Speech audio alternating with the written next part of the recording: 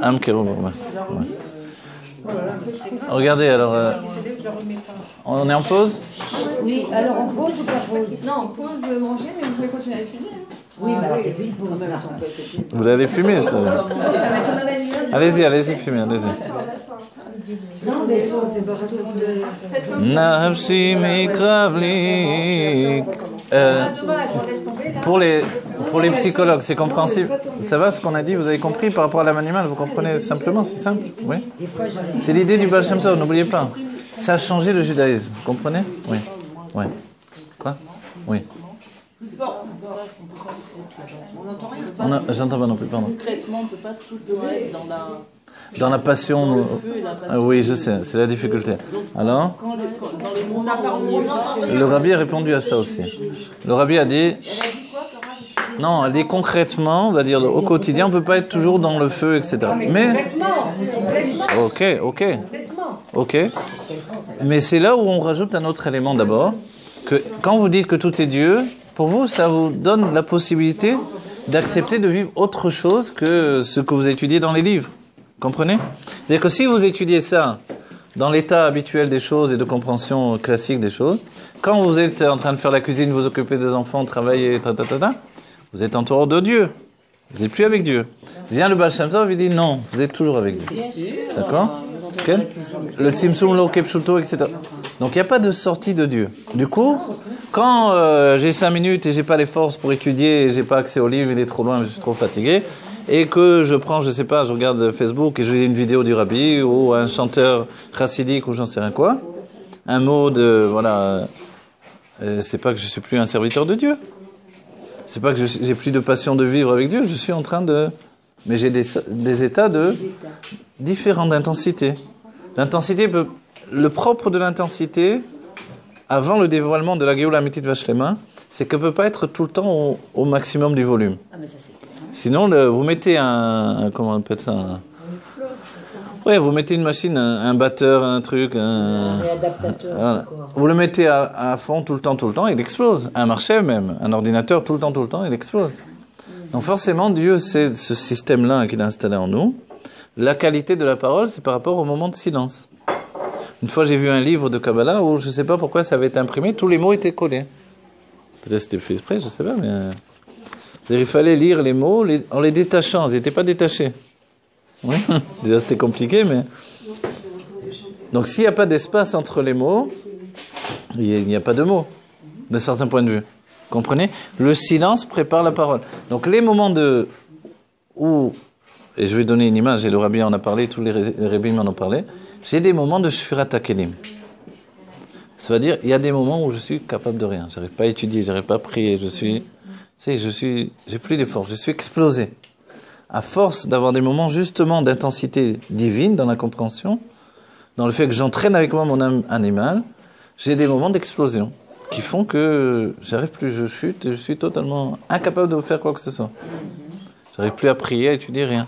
Ces moments-là, on peut penser que c'est des moments où je suis pas dans le service de Dieu. Ça aussi, le rabbi nous dit, il nous le dit ici, c'est aussi le service de Dieu. Ces moments-là où la tristesse qui est en nous, alors vous dites... La tristesse qui est en nous, du passé, c'est pas quelque chose...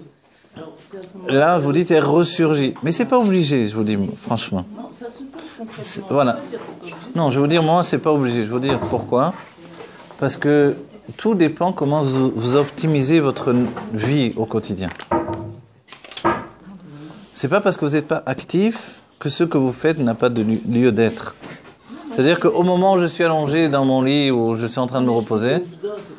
Non, moi aussi je vous parle de Ovdot. Je vous parle pas de... Là je vous parle plus concrètement aussi. Je sais que vous le voyez par rapport, on va dire, patient et psychologue par exemple. Mais, non, mais moi aussi je vous parle dans ma vie. On va dire que si vous vous donnez vraiment... Non, si vous parlez dans votre vie, on va parler de quelqu'un d'autre. Si il ressent que ça ressurgit encore, etc., c'est qu'il est nostalgique, on va dire en termes humains. Oui. S'il est nostalgique, c'est qu'il a encore un centre d'intérêt marqué sur le passé. Vous êtes d'accord avec moi? Oui. C'est obligé, ok? Ouais. Oui. Moi, je viens d'un pays, je viens de Corse, tout le monde est nostalgique. Au présent, ils sont nostalgiques, ok? J'ai la chance de ne pas être nostalgique. quand j'ai passé une période, je m'investis dans une nouvelle période. Je suis comme ça dans mon âme, ok, heureusement. Mais qu'est-ce qui occasionne ça en réalité? Qu'est-ce qui a fourni également l'élément de continuer dans cette ligne-là? L'intensité du date dans l'étude. Voilà, c'est ça, c'est l'étude. En fait, Comprenez? qui transforme. Si vous pouvez étudier, mais vous avez encore une petite oui mais. Ce petit oui mais que vous portez tout le temps avec vous comme un sac sur l'épaule, fait que oui mais, vous, en même temps, vous désamorcez la bombe sans arrêt. Comprenez? En désamorçant la bombe sans arrêt, je ne parle pas de vous, hein, je dis le système. L'intensité du passé revient, elle s'infiltre à nouveau. Parce qu'on a toujours ouvert une porte. Parce qu'on a toujours dit, d'accord, j'étudie, c'est magnifique truc, oui mais. Le oui mais, il laisse la place à ce que le passé puisse ressurgir à nouveau. Parce qu'au moment de l'étude, ou au moment où on a étudié, on a en nous un côté d'objection. Vous savez, quand le Tanya commence avec la lettre Tanya, Oui. ça veut dire que l'objection, c'est la nature de l'être humain. De venir objecter la réalité divine, c'est ça, c'est pour ça qu'il commence avec Tanya. C'est une clipa dans le cœur, voilà. Il faut la briser. C'est-à-dire que normalement, après le Tanya, on dit que le Satan a été voir Dieu, il a dit, c'est terminé alors pour moi. Oui, Et Dieu il a dit, non, ça va, tu vas continuer encore. Pourquoi? Parce qu'il y a encore des oui mais, vous voyez? Oui, mais j'ai la vie à côté, oui, mais oui, mes problèmes d'enfance reviennent quand même, etc., etc. Mais ce oui mais qui fait que, pour moi, c'est plus important ces problèmes d'enfance en réalité que la Elokut, tout simplement. Vous voyez, on va dire, si je vous parle en tant qu'homme, je vais vous dire ça. Peut-être en tant que femme, je ne veux pas vous vexer ou quoi que ce soit, mais disons, je vous dis la vérité. Qu'est-ce qui est le plus important pour toi? Et ça, les Rebbeim parlent de Chashivut Ainyan, l'importance des choses. C'est ce qui va primer surtout, qui va restructurer ton âme. Mon âme se restructure par rapport à la définition d'importance. Aleph, le plus important, c'est ça. Par rapport à la définition, pardon. L'importance des choses. Qu'est-ce qui est le plus important? Et c'est là, le date, vous savez, c'est quoi? C'est s'attacher à une chose. Je ne la lâche plus. Vous voyez, si vous avez vu un chien qui attrape un truc et qui ne le lâche pas, vous voyez? Voilà. Alors, ça, vous voyez, ça veut dire que donc le fait que je retourne en arrière, c'est ce que je vous ai dit tout à l'heure, c'est que la personne est en chemin. On lui a annoncé que ça allait être un chemin long et court. À chaque fois qu'elle a obtenu, elle a passé une étape, ça lui appartient. Mais comme elle voit que c'est encore un chemin long, elle dit viens, on retourne en arrière. Et c'est là où ressurgissent les éléments du passé qui viennent déstructurer le présent. Et ça dépend de moi. Ça dépend, voilà, je vous dis, ça dépend de la conscience de l'importance des choses. Mais c'est les Rebbeim qui ont dit ça. Voilà. Sachez qu'il n'y a rien de... Voilà, mais je souligne, ce que je viens de dire... Voilà. Oui, ce que je viens de dire n'est pas une improvisation personnelle, c'est vraiment les Rebbeim, tous les Rebbeim expliquent ça. Okay? Il doit être constant. D'après les Rebbeim, le travail doit être constant. C'est-à-dire, la différence, elle est grande entre celui qui étudie tous les jours et celui qui étudie une fois par semaine et celui qui étudie une fois par mois et celui une fois par an. Voilà. Une femme comme les hommes, il n'y a pas de différence sur ce point-là. Les hommes aujourd'hui travaillent comme les femmes. Non, mais la femme doit étudier toute l'année. Mais si elle peut, non, moi, à Jérusalem, à Ochaya, je peux vous dire que tous les matins, il y avait les mêmes femmes. Okay? Une fois, j'ai remplacé un rave l'après-midi. J'étais étonné de voir les femmes du matin qui étaient là aussi. Mais elles viennent tous les jours. Ok? Des femmes de rabbanim, comme des femmes simples, comme des jeunes, comme des plus âgés, comme des... Et ces femmes-là, moi je vois des gens qui étudient énormément et ils ont des problèmes terribles psychologiques. Je sais, mais ça, ce que je vous dis, l'idée du... Pourquoi le Rav Ginsburg, il n'a pas fait une psychanalyse d'après le Tanya? Pourquoi il a fait d'après le Baal Shem Tov? Ça fait bizarre de dire. Psychanalyse d'après le Baal Shem Tov. Ah bon, mais il y a eu le Baal Tanya quand même. Parce que c'est un chemin long. Si c'est un chemin long, ça demande une telle maturité que la plupart des gens disent écoute, moi j'ai quand même mes problèmes d'enfance, tu me parles de ça, tu vois pas comment je vis, comment je suis maintenant, etc. etc. Mais en réalité, si on est honnête avec la personne, c'est style de Rav Dunning, etc., dit parce que tu as envie d'être dans la boue, d'être dans si ça te plaît, c'est tout. Ne me raconte pas d'histoire. Oui, vous comprenez? Maintenant, je vais vous dire, on peut pas le dire à la personne parce que on prend des gants, on fait un kabel, voilà. Mais c'était le Rav Douning qui le disait clairement. Tu as envie de rester dans la boue, reste dans la boue, mets ta tête, mets tes... Oui, ce qu'il disait le Rav Douning. Voilà. Non, je sais, mais la personne, mais si elle n'a pas l'idée qu'elle veut bien être là-dedans, voilà. Bon, d'accord, tu as souffert dans ton enfance, Ok, moi aussi j'ai souffert dans mon enfance. Et alors? Quoi alors? Tu as été fouetté, moi j'ai été frappé avec un bâton. Tu as été si, moi j'ai été brûlé. Ok, alors qu'est-ce qu'on va faire? Celui qui a plus souffert? Lui, il a le droit de souffrir aujourd'hui, il a le mérite, je souffre parce que j'ai été maltraité. Ok, mais alors aujourd'hui, tu as l'occasion d'être heureux. Pourquoi tu n'es pas heureux? Parce que j'ai souffert dans mon enfance. Mais parce que tu as décidé que c'est plus important que ton présent. Comprenez? Non, je sais, mais je veux dire, la Chassidut, elle vient lui dire, tant que tu décides que c'est pas assez important, la Elokut, pour remplacer ton passé, vis au passé. Donc c'est plus facile alors de substituer le passé au présent. Mais bien sûr, bien sûr. En gros, c'est ça. Parce que l'âme animale, on a dit à nouveau, c'est elle qui agit dans ce système-là. L'âme animale, elle utilise le date qui s'attache comme un aimant et qui fait que tout remonte à la surface. Et l'âme animale, elle dit, tu vis comme un mannequin, là, ça m'intéresse pas cette vie, je m'ennuie, j'en peux plus. Si tu sortais, tu courais, pourquoi les coachs ils disent ça? Faites du sport, bougez, allez. C'est une personne qui bouge, qui fait, elle reprend une vitalité. Vous voyez? Et c'est bon, le corps vit, tout vit, tout le système fonctionne. En fait, ça, et le Rambam dit que c'est bon pour la Neshama, bien sûr. Bien sûr. Mais la plupart des gens, ils sont pas habitués à courir, à bouger, à sortir, à truquer. Vous voyez? Non, ça dit beaucoup de... Voilà, on stagne dans le système. Vous voyez? Mais je vous dis à nouveau, maintenant si je dis, viens, je te fais une psychanalyse d'après le Tanya, d'accord, ça va durer des années, mais chaque nekuda que tu vas attraper, c'est à toi. Vient le rabbi, il dit, d'accord, c'est vrai, mais on n'a pas le temps, alors vas-y, on met le paquet. Le paquet, c'est te dire d'abord, comprends que tu n'as rien étudié, mais je te dis déjà, tout est Dieu, toi tu es Dieu. Et mes problèmes d'enfance, etc., ça aussi c'est Dieu. Oh, ok. Et où il était Dieu dans la Shoah? C'est lui qui a fait la Shoah. Ok, une autre question? C'est quoi ce Dieu alors? Dieu, c'est quelque chose que tu ne peux pas comprendre. Viens, on avance. Alors quoi? Qu'est-ce qu'on fait? Alors viens, tu veux le connaître ou non Dieu? Ou tu vas rester avec tes blocages? Je veux le connaître. Alors viens, on va le connaître. Et là, on rentre dans la connaissance de Dieu. Voilà. C'est ça. Vous voyez tout ce processus là? La Chassidut Rabbah te dit, rentre dans la connaissance de Dieu et ta vie va devenir insignifiante. C'est quoi ta vie? La vie de Galout que tu as traîné avec toi pendant des siècles. Pourquoi on te dit que tu as une âme divine? On ne dit pas que j'ai une âme divine pour waouh, bravo. L'autre, il a des décorations sur son costume. Il faut comprendre que c'est une Nekuda qui aujourd'hui, c'est une Nekuda qui n'est pas acceptée. Non mais arrête de regarder ta vie, tes problèmes, arrête tout ça.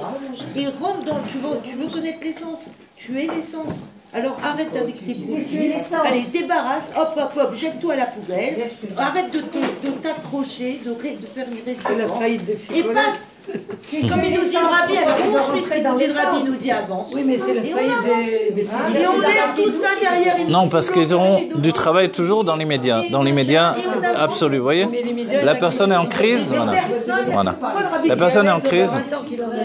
Voilà, oui. Il a dit quelque chose. Oui. Comment il a dit comme ça. Il a dit que comme l'essence est dévoilée, on la ressent pas encore parce qu'on s'identifie avec la Béma, avec le passé. Ok, d'accord. Elle a dit le fait qu'on donne de l'achayut, parce que normalement le passé n'existe pas du tout. Ok. Il n'existe Oui, pas. il n'existe plus. Mais si on s'identifie à lui, on lui donne l'achayut de l'essence, donc ça devient une catastrophe. Ah là, bravo. Ça j'ai adoré. Très beau, bravo. C'est beau, n'est-ce pas? Ouais, c'est très beau. J'ai adoré ça. Ouais. Donc la personne qui vient vous raconter vraiment son passé, ses petits malheurs et tout ça, je crois que quand on lui parle de cette manière, ça rentre, ça pénètre. Bien sûr. Parce que Bien sûr. Écoutez, on va dire une chose. Elle a dit une chose très belle d'après Rothenstein. Il dit que, voilà, comme aujourd'hui on est dans l'état de dévoilement de l'essence et de plus en plus, ok? Quand on donne de l'importance au passé encore, en fait, on s'identifie au passé, on met en fait l'essence dans le passé. C'est-à-dire, la puissance de l'essence passe dans le passé. Voilà, ça équivaut à cette idée-là, voilà, que l'âme animale se structure dans la passion du passé. Voilà. Mais On le met en galoute alors, encore. On le met en galoute. à nouveau, voilà. La puissance de l'essence, on la met dans le passé. Ah bah, j'aime bien cette explication. À nouveau, si une personne est en crise, le rabbi lui-même dit qu'elle aille voir un psychologue. Ok, c'est une crise, maintenant il faut passer l'état de crise. Mais après, qu'est-ce qu'on fait? Après, tu dois devenir un adulte, ne plus revenir à l'état de crise, c'est tout. Ok? On va pas dire justement les psychologues sont au chômage. Voilà, eux-mêmes ils doivent étudier Chassidut pour dépasser l'état de crise. Ok? Donc en fait, dès qu'on a fait tchouva, on rentre dans un nouveau monde qu'on connaît pas. Je suis divin et normal à la fois, je suis divin et humain à la fois, je suis galout et géoula à la fois. Comment ça se fait? Voilà. Ouais, exactement.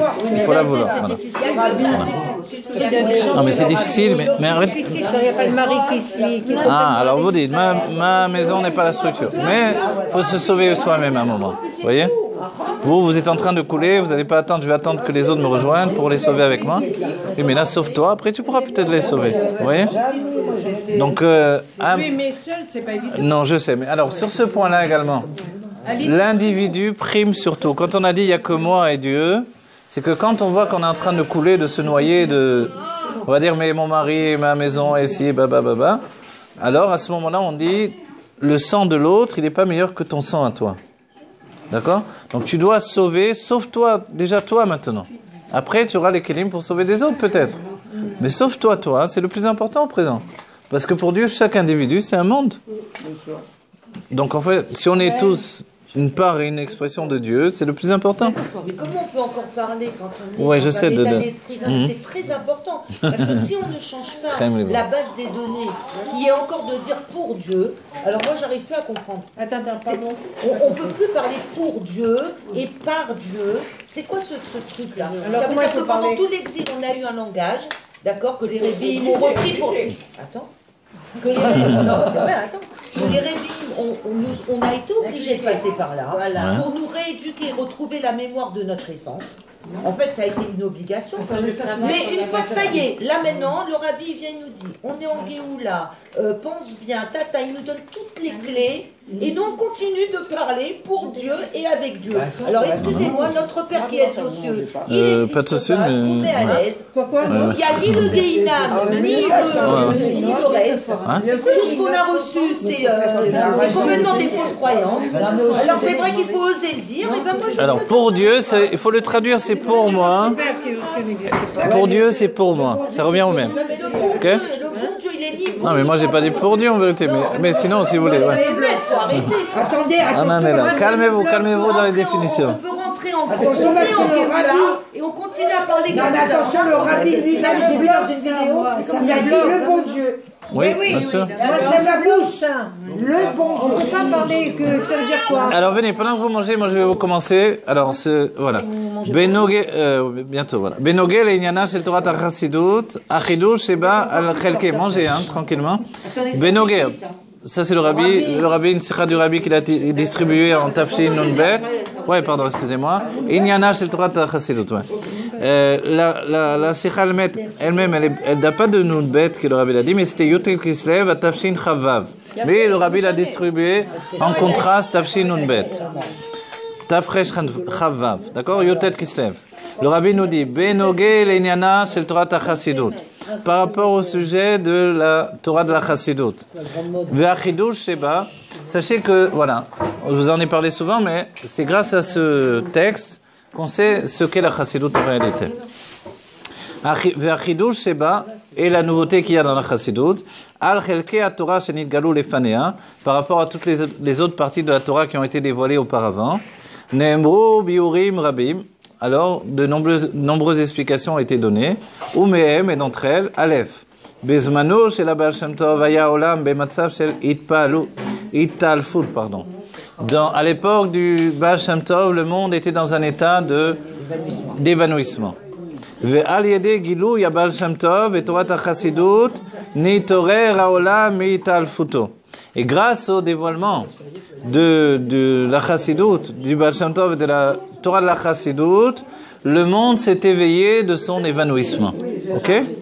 On est maintenant dans le commun. Alors on va voir, oui exactement. Bet, Chassid, nous on doit sortir du commun. C'est notre importance pour nous. Bet, Chassidut c'est une chose. Qu'est-ce que le Chassid? Chassid ou Sheosé L'ifni mishurat adin. Le chassid, qu'est-ce que c'est la définition? Celui qui fait au-delà du din. C'est-à-dire, le din de la Torah nous dit de faire ça, le chassid va vouloir faire plus. Il embellit la Torah dans le sens où il va faire plus encore pour Dieu.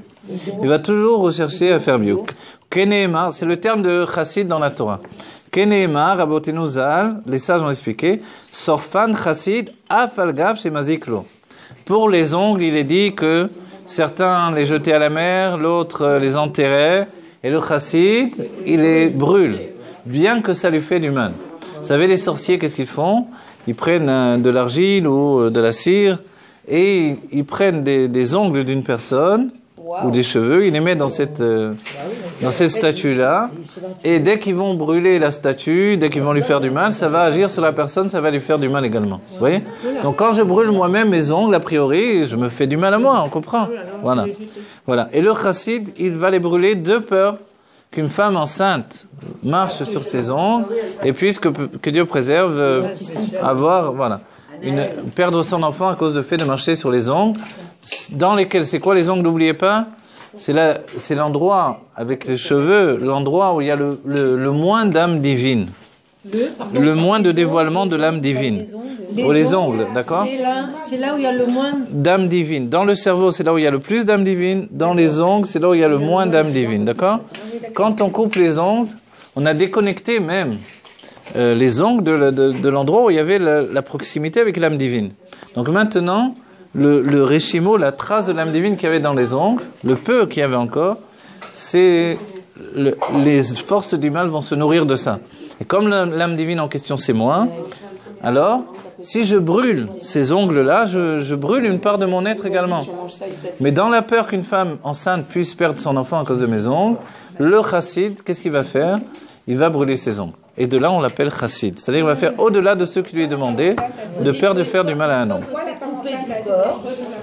Une fois que c'est coupé du corps, il n'y a plus de... A priori, il y a juste une persistance encore, un réchimo. Elle vient de découvrir qu'en enlevant un cheveu, par exemple, une trace d'ADN du corps, ils prennent le cheveu, ils prennent la personne et ils lui mettent des électrodes. Ils prennent le cheveu, ils l'amènent dans un autre pays. Et ils retrouvent la... Et ils se rendent compte que le cheveu est toujours... Non, il réagit, mais il est encore plus. C'est qu'il est constamment en contact avec la source d'où on l'a pris. C'est-à-dire qu'il n'y a pas de coupure. Exactement, bravo. C'est pour ça que quand je le brûle, exactement, pour ça que quand je le brûle, a priori, je me fais du mal. C'est normal. C'est normal que les sorciers l'utilisent. Je suis en train de brûler un endroit, un réceptacle où il y a un petit peu de mon âme divine. Quand même, vous voyez, là, elle vient de vous dire, et c'est ça toute l'idée. C'est que s'il n'y avait pas du tout de réchimo, de traces de mon âme divine, il n'y aurait pas de problème de le brûler. C'est une matière morte. Mais la Torah, c'est pas ce qu'elle nous dit. La sorcellerie a accès à mon âme par les ongles ou les cheveux, parce qu'il y a encore une trace de mon âme divine dedans. Vous voyez? Dafka, c'est très d'actualité avec Napoléon. La sorcellerie. Voilà, exactement. La femme enceinte qui marche dessus ces ongles-là, où justement les forces du mal se nourrissent de ça.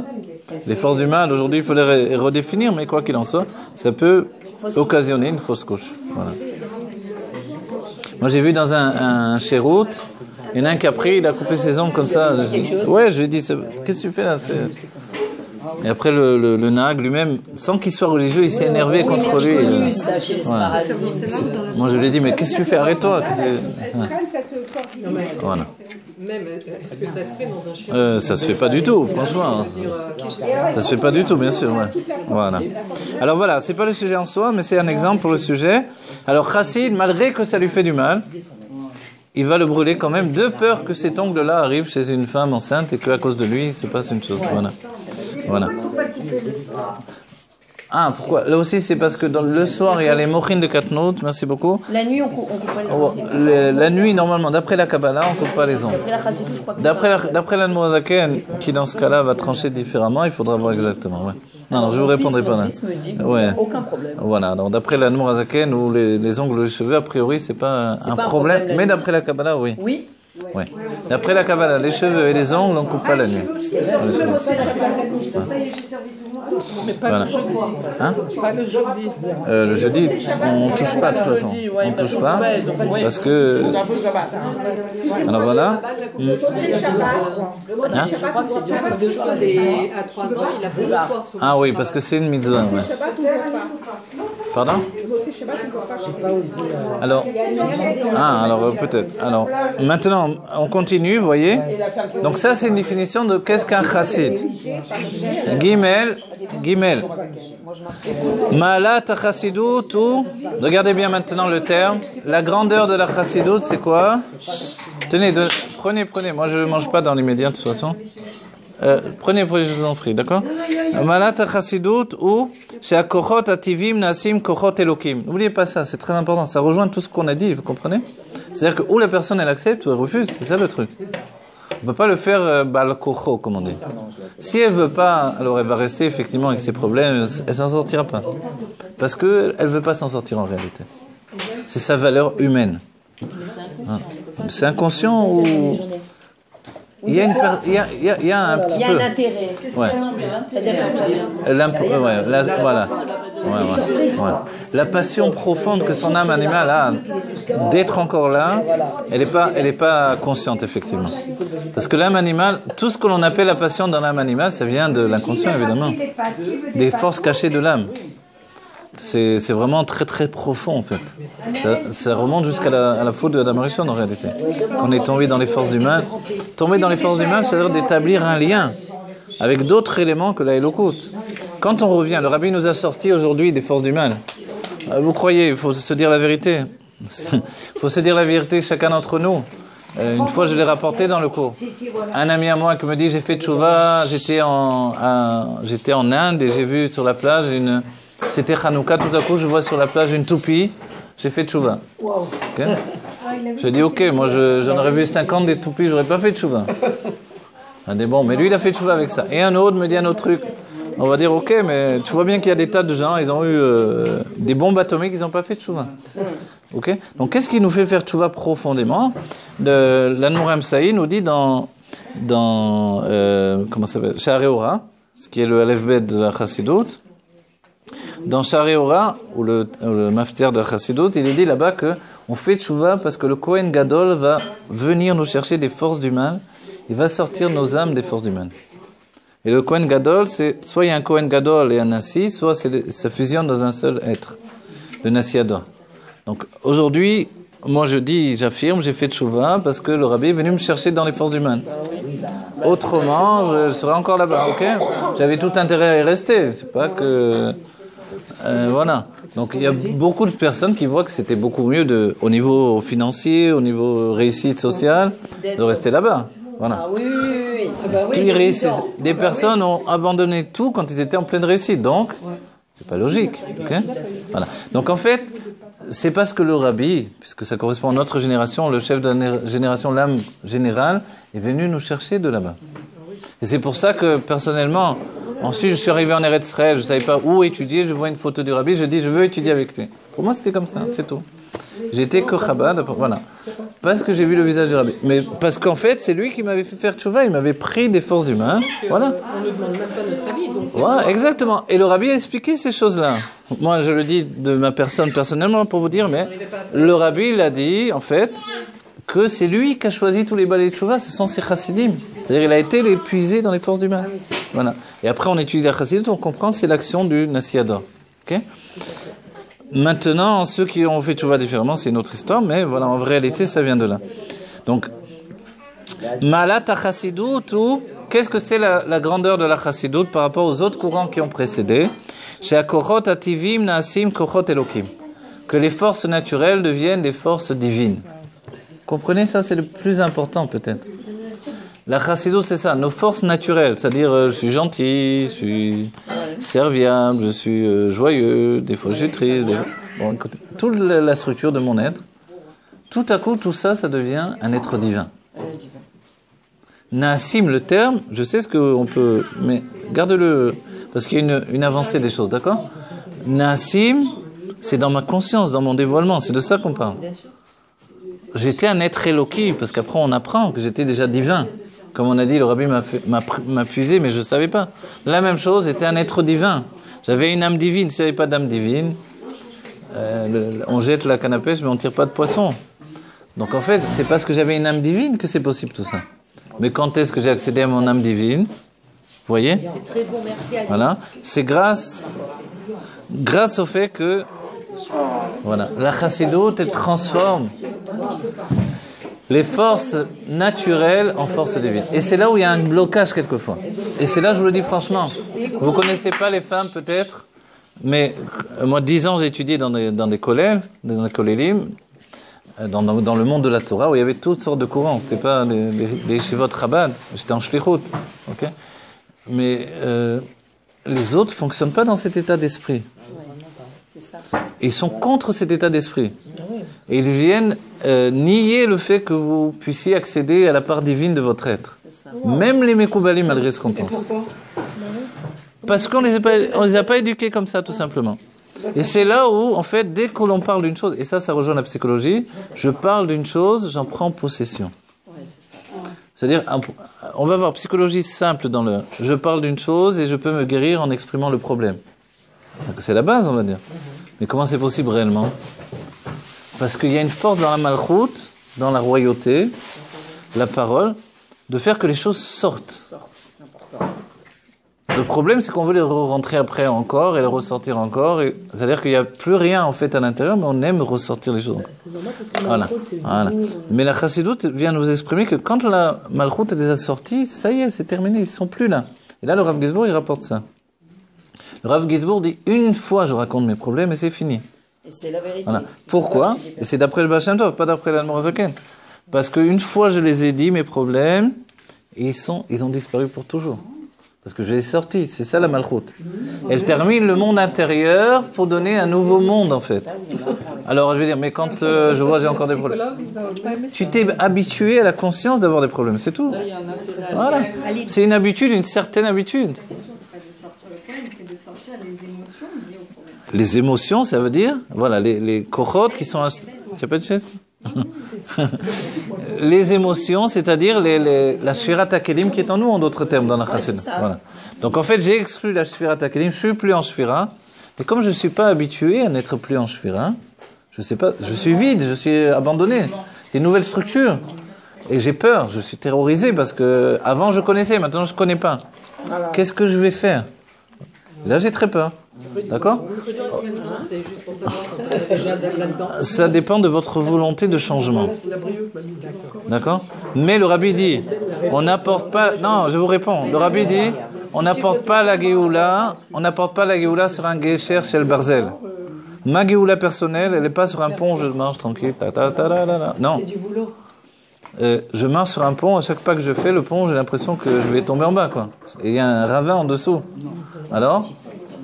Mais j'ai le courage d'avancer, c'est ce qui va faire que je vais m'en sortir. Comprenez?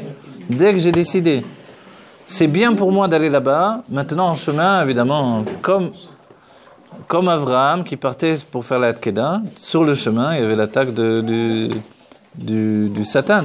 Aussi le fleuve qui était... Voilà, le fleuve, il a failli les noyer, etc. C'était que des dimionotes, il n'existait pas ce fleuve. C'est-à-dire, Abraham, il est rentré dans des tas de... Une dimension de voir un fleuve. Voilà, des tas de choses où il a dû se dire non, ce que je vois, c'est pas la réalité. Exactement comme aujourd'hui, comme le Rabbi nous a dit, le fait d'avoir vu le cercueil de Moshe, ça nous a fait croire qu'il est mort. Franchement, entre nous. Moshe, il est resté 40 jours. Sur le Har Sinaï. Le peuple juif, le Satan leur a monté Ils ont vu le cercueil de Moshe, ouais. Ah, le Satan. Ouais. C'est pour ça qu'ils ont fait la faute du veau d'or. C'est pour ça qu'ils ont fait le veau d'or. Non, c'est pour ça qu'ils ont fait la faute du veau d'or. Mais en vérité, c'est pas parce qu'on a vu ça que c'est vrai. Oui. Pardon? La Géoula personnelle, c'est que moi aussi, ma Géoula, elle dépend pas de ce que je vois, mais de ce que je sais. De ce que je veux, c'est ce que je ressens. De ce que je veux par rapport à ce que je sais également. Voilà. Exactement, c'est ça qu'on dit, ouais, également. Ouais. Voilà. Exactement. Si, d'après la Chassidoute, j'ai compris qu'un tzaddik ne peut pas mourir, sans parler du Nassiador et du Mashiach de l'Ador et du Mashiach définitif, il est évident que la mort n'existe pas, ok?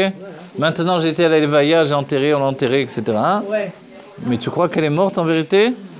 Alors tu vas dire, elle est morte, je suis désolé. Ah, mais on a dit quoi? Ça veut dire quoi, elle est morte?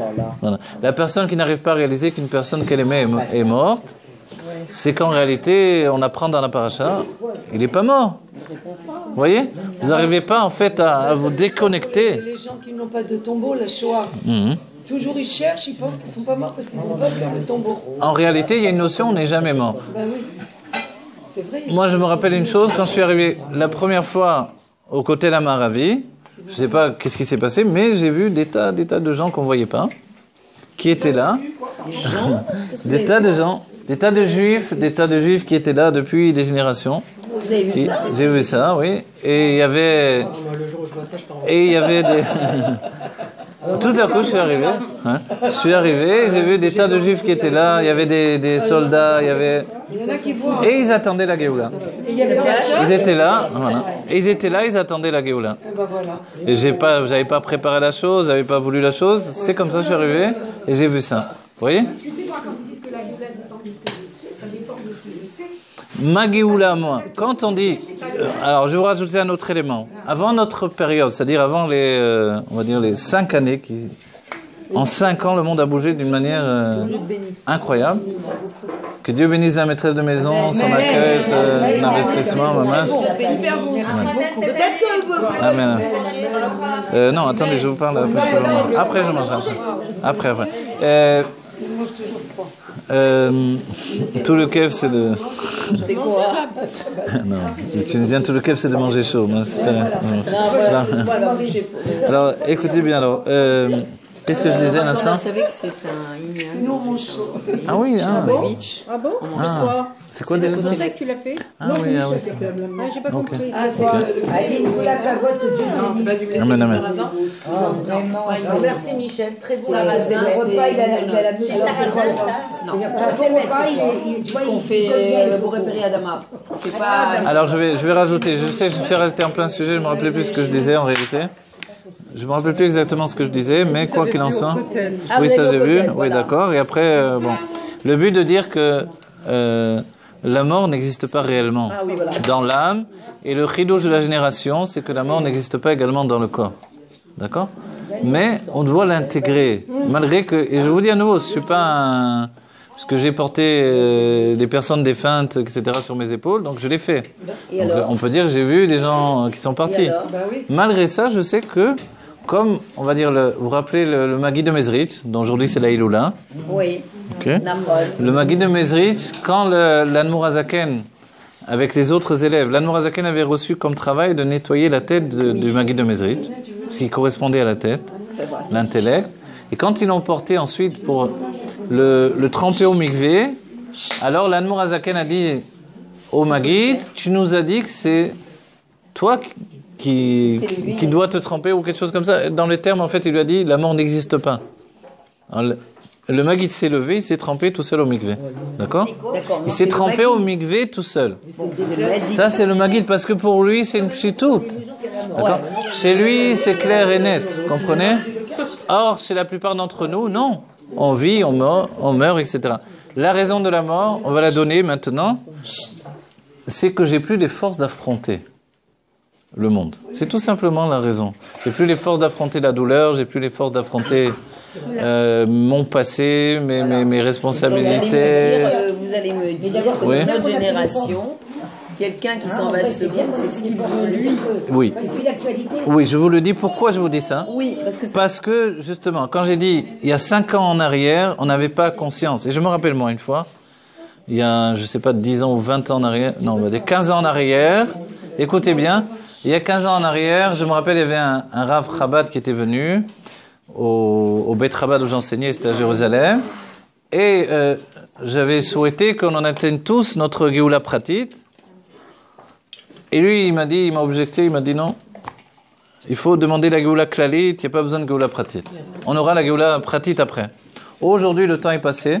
Je me rends compte combien finalement c'était, on va dire pas faux, parce que sa vision, elle était dans la compréhension de l'époque, mais comment elle ne correspond plus à notre époque.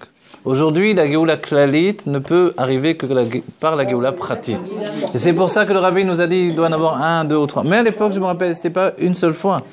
Dès qu'on parlait de Géoula Pratit, on nous disait, toi tu es Ritsoni, tu penses qu'au monde matériel, voilà. Comme ça, je me rappelle très bien, les Mashpim étaient dans cet état d'esprit. Voilà. Ils sont encore dans cette... 1, 2 ou 3, effectivement, qui peut transformer les choses. Vous savez ce que ça veut dire? On a tous en nous l'âme du Mashiach. Bien sûr. Il suffit que l'un d'entre nous pénètre dans cette conscience de Enon Imilivado, c'est-à-dire que son intérêt n'est plus que la Elokut de manière absolue, sans nier tout le reste.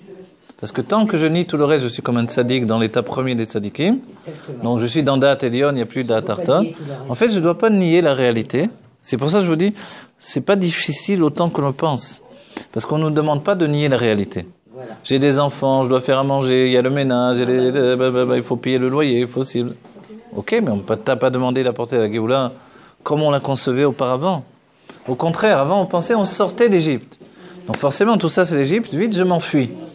Et c'est ce que font encore les gens qui n'ont plus la force de tenir. Voilà.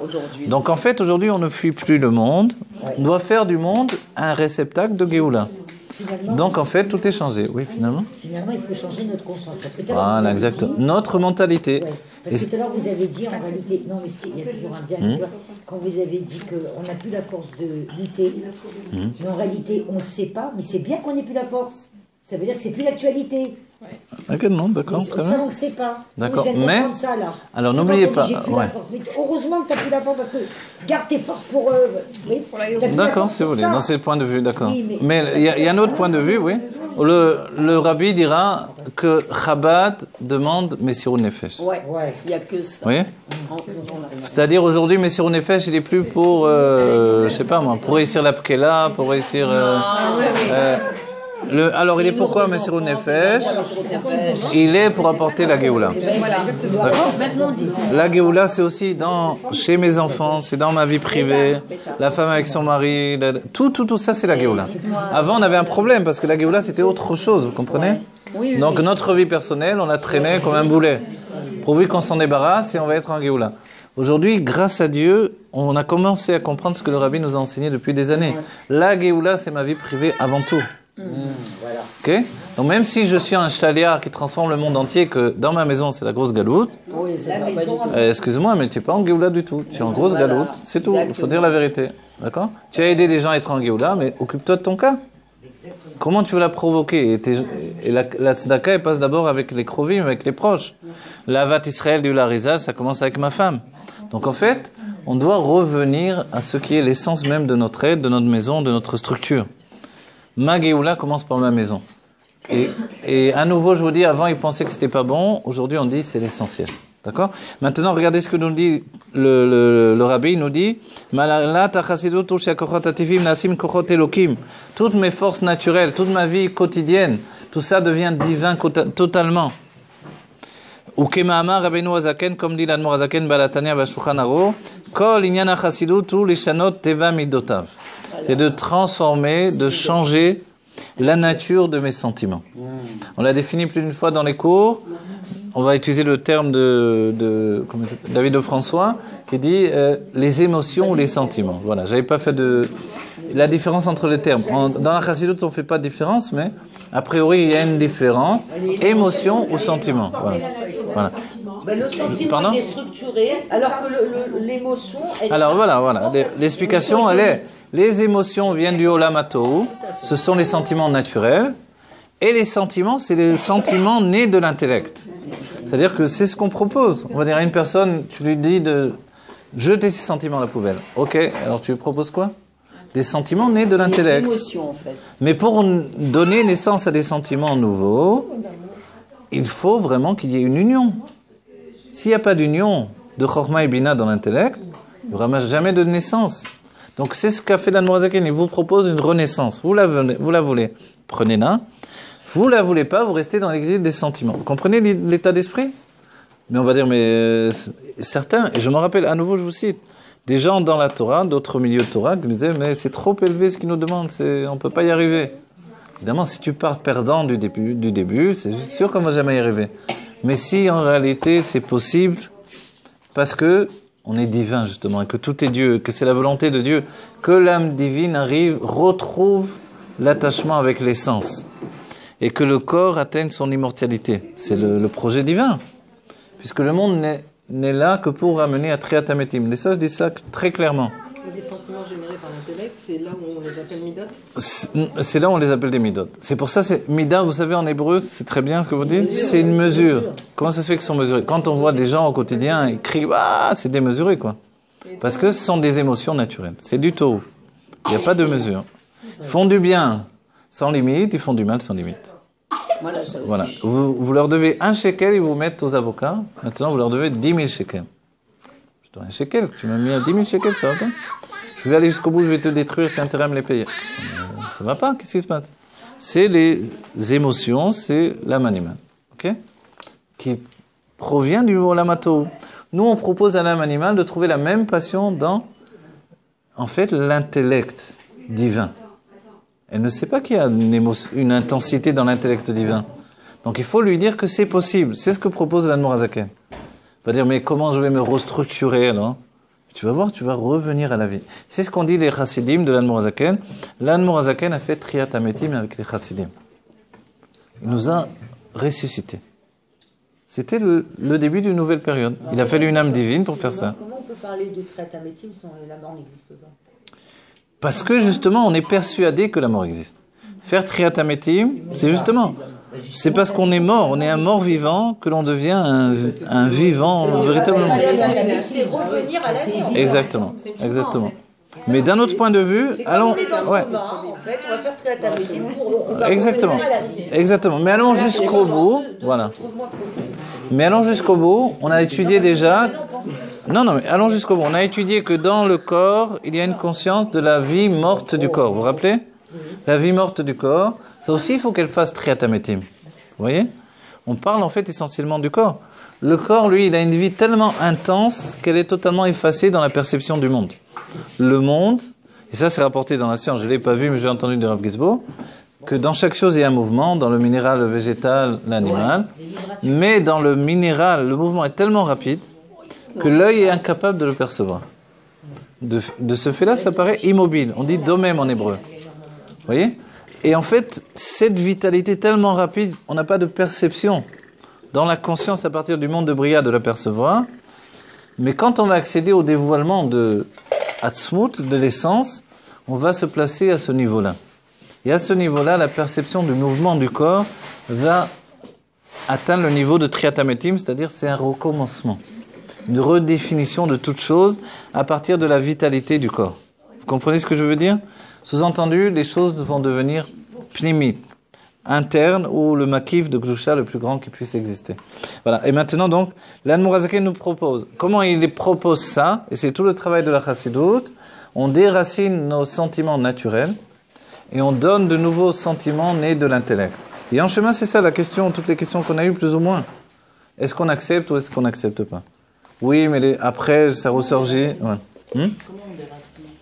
On déracine par la décision et le date et l'effort que l'on fait. On dit que c'est la yegia. On dit la définition aergel l'insta teva. C'est-à-dire, c'est vrai que c'est pas naturel d'étudier ces choses-là, par exemple, ou de considérer qu'on peut être différent que ce qu'on a toujours été, et que malgré qu'on a eu des traumatismes d'enfance, on n'est pas si traumatisé qu'on le croit, etc. Mais qu'on a accepté parce que le monde fonctionne comme ça, et qu'on se demande comment avant ils vivaient, finalement, est-ce qu'ils vivaient uniquement dans les problèmes ou quoi que ce soit.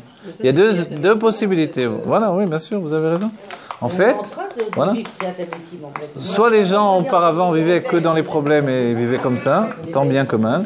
Soit finalement le monde avait une autre intensité qui leur permettait également de vivre au quotidien. N'oubliez pas, hein, on est dans un monde qui est contemplatif aujourd'hui. On est tout le temps dans nos téléphones, dans la vision, dans le truc, voilà. Exactement. C'est une préparation à la Géoula, ok? Mais on n'a plus l'intensité du monde naturel. Quand vous étiez sur un cheval, quand vous vous déplacez, c'est autre chose que d'être dans une voiture. Ça, c'est clair. Oui.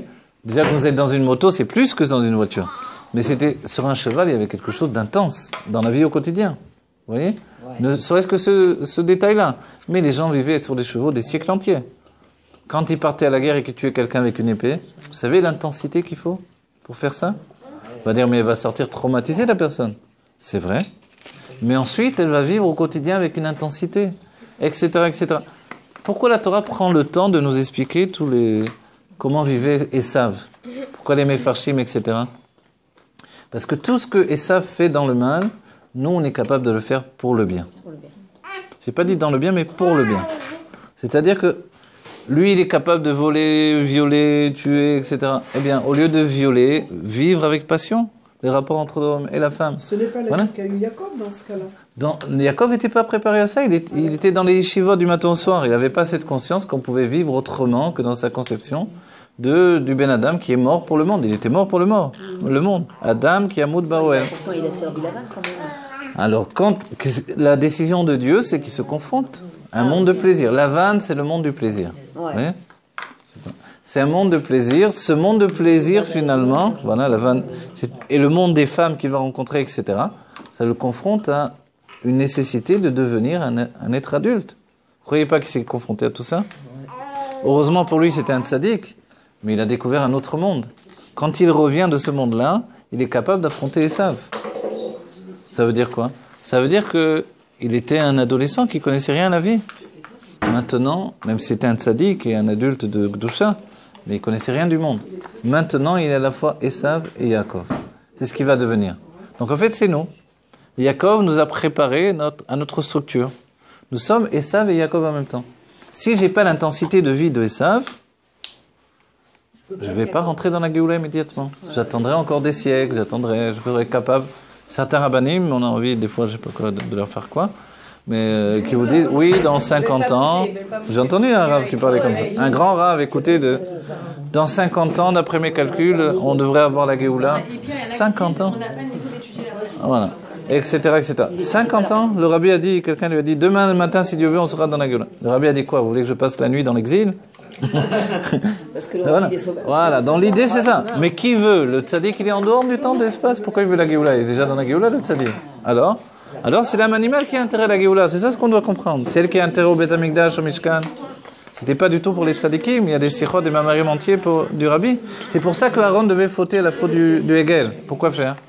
On a besoin d'un Kohen Gadol comme ça, qui a laissé faire une idole, etc., au lieu de se laisser tuer. C'est lui qui a donné l'idée en plus.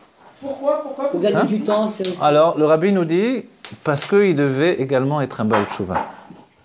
Parce que le Aaron HaKohen devait être tzaddik plus Baal Tshuva. Sinon, le Mishkan n'avait pas d'emprise sur lui. Il n'était pas Baal Tshuva, il était tzaddik. Il était que tzaddik. Quand il a passé le moment où il devait faire maintenant le choix, il a dit, allez, venez, on va gagner du temps. Gagner du temps, c'est ça tout le sujet. Oui, on gagne du temps en attendant, on se laisse aller dans le mal. On va faire une idole même.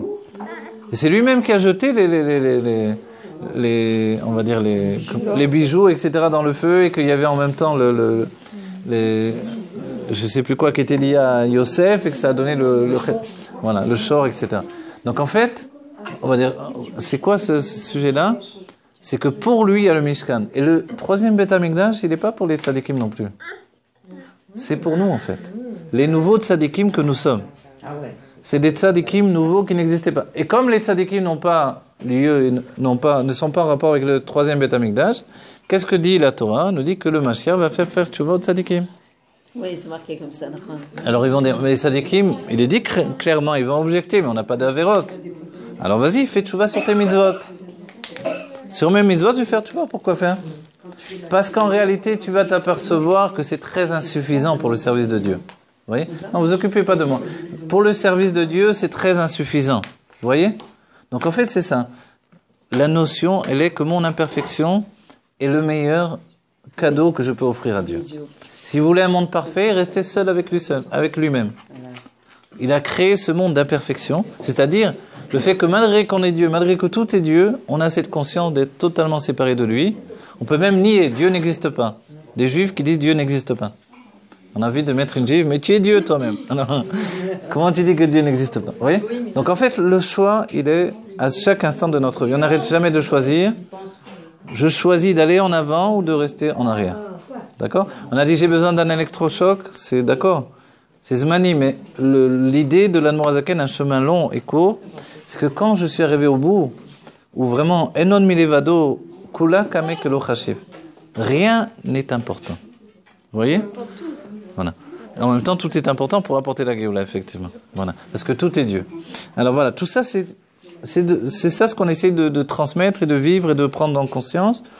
Donc en fait, tout le sujet de la Chassidoute, c'est de transformer la Teva Midotav, la nature de nos sentiments.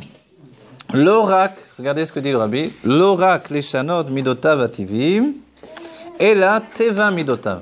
Pas uniquement de transformer les sentiments naturels, mais la nature même des sentiments. Vous voyez? C'est-à-dire que c'est pas que je reste tel que je suis et je fais ce qu'on me demande. Ok? Donc, je dis pas la shonara, j'ai appris, je prends sur moi les halakhot de la shonara, mais j'en pense pas moins. Mais je dis pas la shonara, ok?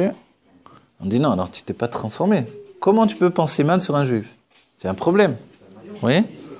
C'est un problème, c'est pas normal que tu penses mal sur un juif. Mais regarde comment il se comporte, regarde comment il est, Tout ça, c'est des excuses. Mais il n'est pas religieux. Quel rapport, il n'est pas religieux? Ça veut dire quoi? Et le Rabbi, il va jusqu'au bout, il dit combien de mitzvot il faut faire pour être religieux. Vous allez dans le monde des religieux, dans les yeshivot et les kollel, ils vous disent tous les hommes politiques, c'est Erev Rav. Ah bon? Où c'est écrit ça? Tous les hommes politiques, c'est Erev Rav. Qui a dit ça? Où c'est écrit? Certains gauchistes hein? ont duré. Hein? Et les rabbanim qui ont vendu les enfants des Thémanim et des Marocains, c'était pas Erev Rav peut-être? Ouais. Donc en fait, on comprend bien que on peut être Ritsoni à l'infini. Mais si on veut devenir un homme pnimi profond, on comprend qu'on arrête de porter des masques et de mettre des masques à chacun. C'est pas comme ça, le monde n'est pas blanc et noir. Le Erev Rav, il y avait un grand tzaddik du monde de la Chassidoute qui priait chaque jour qu'il ne soit pas du Erev Rav lui-même. Ça veut dire que c'est mélangé aujourd'hui. Voilà. En fait, ces notions, il faut être Rav pour être Erev Rav peut-être, d'après le Zohar. Il faut être Rav pour être Erev Rav. Et c'est pour ça que, voilà, des rabbanim ont vendu des enfants. Vous vous rendez compte ce que ça veut dire? Des rabbanim de Merkaz Arabe ont vendu des enfants. Ok? À l'époque, vous parlez de l'époque. Oui, à l'époque, ils ont vendu des enfants des Thémanim, des Yéménites. Ils les ont vendus pour de l'argent. Et avec cet argent, ils ont financé leur yeshivot pour que des élèves étudient. Vous comprenez? Des rabbanim au gouvernement ont accepté de l'argent au moment d'empêcher de sortir des juifs de Gush Katif. Ils sont partis en vacances, etc., etc. On va dire quoi alors? C'est ça? Alors oui, là tu signes, peut-être que tu rêveras. Mais là, je commence à me demander. Mais dire que tous les juifs sont en politique sont rêvera, non, le rabbi n'a jamais fonctionné comme ça. Et là, c'est tout des Tinok Shenishba. Oui. Voilà, Tinok Shenishba, c'est une autre considération. C'est rien à voir avec la notion de rêve. Vous voyez?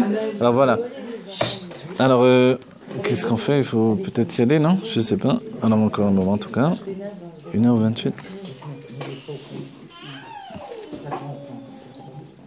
1h28, c'est? Ah, ok. Ok. D'aller. Torah ta chassidut chitcha asher kol echad ve'echad. Ça n'enregistre pas? Je crois pas. Ah, si. Ah oui, oui, je crois que oui. C'est noir, c'est pour ça, c'est sombre. Ouais. Je sais pas si ça file. Ok, les chaim, il faut faire les chaim. Pas. Attendez, ouais, après je prends. Torah ta chassidut chitcha asher kol echad ve'echad. La Torah de la chassidut a donné un chidouche.